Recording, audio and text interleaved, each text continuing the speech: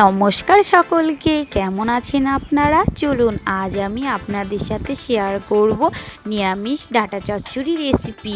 এই রেসিপিটি ডাল ভাতের সাথে খেতে খুবই ভালো লাগে, আর এমনিও ভালো লাগে খেতে। চলুন তবে রেসিপিটি দেখে নিন। প্রথমেই কড়াইয়ে তেল দিয়ে পাঁচফোড়ন, শুকনো লঙ্কা ও তেজপাতা দিয়ে ডাঁটাগুলো দিয়ে দিতে হবে। সব দিয়ে ভালো করে নাড়াচাড়া করে লাল লাল করে ভেজেও নিতে হবে। তাই দেখুন মা ভালোভাবে নাড়াচাড়া করে লাল লাল করে ভেজেও নিচ্ছে।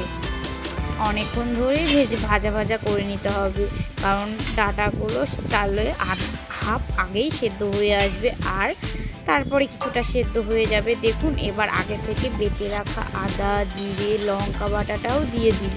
দিয়ে সব কিছু মিশিয়ে ভালো করে নাড়াচাড়া করে নিচ্ছে। এবার ভালোভাবে কষিয়ে নিতে হবে। দেখুন এবার সামান্য পরিমাণে হলুদ গুঁড়োও দিয়ে দিল। দিয়ে ভালো করে নাড়াচাড়া করে নিচ্ছে, কারণ যতটা ভালো করে কষিয়ে নিতে পারবেন এই মশলার, ততটা কাঁচা গন্ধ থাকবে না, আর খেতে খুব সুন্দর হবে। এবার স্বাদ অনুসারে লবণও দিয়ে দিল। দেখুন অনেকটাই কষিয়ে এসেছে, কিন্তু আর কিছুটা কষিয়ে এবার দেখুন কিছুটা পরিমাণে জলও দিয়ে দিল, যাতে ডাঁটাগুলো সেদ্ধ হয়ে আসে।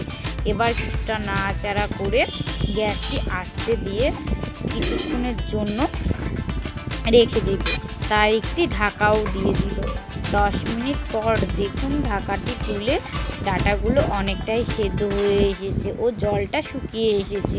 যেহেতু চচ্চড়ি হবে তাই জলটা পুরোটাই শুকিয়ে যাবে। দেখুন ভালো করে নাড়াচাড়া করে অনেকটাই শুকিয়ে এসেছে, আর ডাঁটা হয়েও এসেছে। তাই মা নামিয়েও নিচ্ছে। আজকের রেসিপিটি আপনাদের কেমন লাগলো অবশ্যই জানাবেন, আর ভালো লাগলে একটি লাইক ও কমেন্ট করবেন।